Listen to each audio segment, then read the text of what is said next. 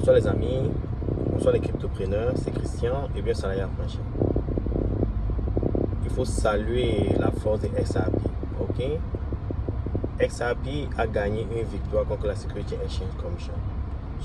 Souvenez-vous récemment, il y a quelques semaines, la Security Exchange Commission a aussi listé environ 50 crypto-monnaies comme des securities. Il y avait BNB, Solana, Avalanche, Decentraland, Mana et plusieurs autres crypto-monnaies. Ce qui a affecté les prix des cryptos actifs en un moment donné. Okay? Maintenant, dans le cas de XRP, il faut savoir que ce combat date depuis 2020. Okay? La Security Exchange Commission se lève un matin et dit que XRP est une security. Brad Garlinghouse et Chris Larsen, ce sont les créateurs de la monnaie XRP, portent plainte contre la Security Exchange Commission dans un tribunal à New York. Et 3 ans après, nous avons le résultat aujourd'hui.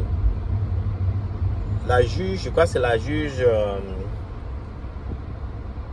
Annalisa Torres, donne raison à XRP, que XRP n'est pas une sécurité, n'est pas une action.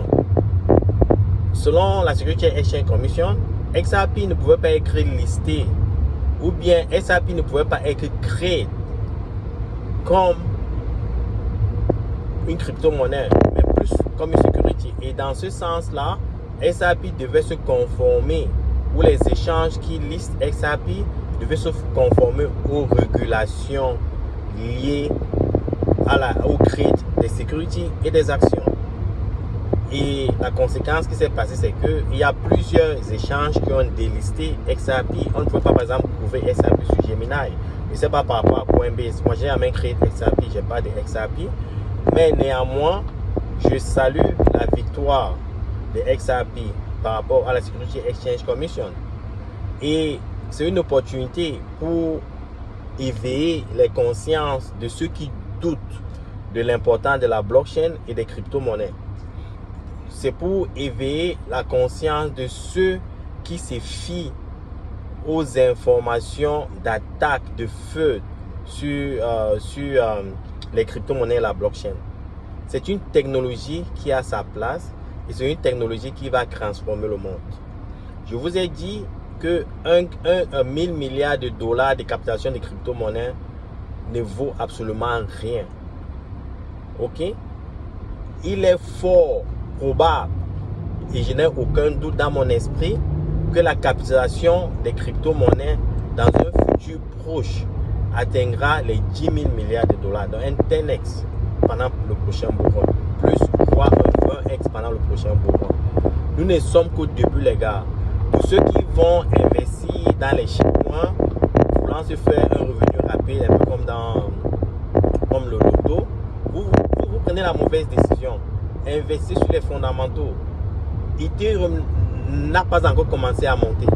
Je sais qu'un Ethereum se vend à presque 2000 $, mais Ethereum, un peu comme le Bitcoin il y a 2 ans, peut encore faire un 10x. Je le dis et j'insiste. Pourquoi investir dans les shitcoins? À moins que vous ayez des stratégies, comme je l'ai dit, vous achetez les shitcoins quand ça fait 10x, 100x. Vous réinvestissez cet argent dans les meilleures crypto-monnaies. Okay? Si ça vaut que stratégie, tant mieux. Mais néanmoins, il faut être dans de bonnes crypto-monnaies. Et j'insiste encore parce qu'il y a plusieurs crypto-monnaies. Je vais faire une vidéo sur ça après celle-ci pour vous expliquer les crypto-monnaies qui ont disparu il y a 2 ans, il y a 3 ans.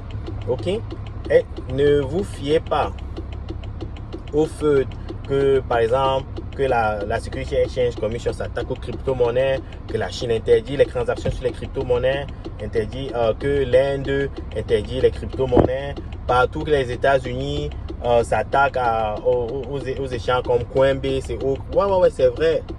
Mais il faut surtout focus sur le futur, sur les fondamentaux.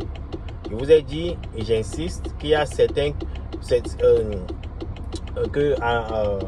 dans les années 90, quand l'Internet a commencé, c'était le même cas. Ok? Il y a certaines entreprises qui ne pouvaient pas exister, qui existent aujourd'hui.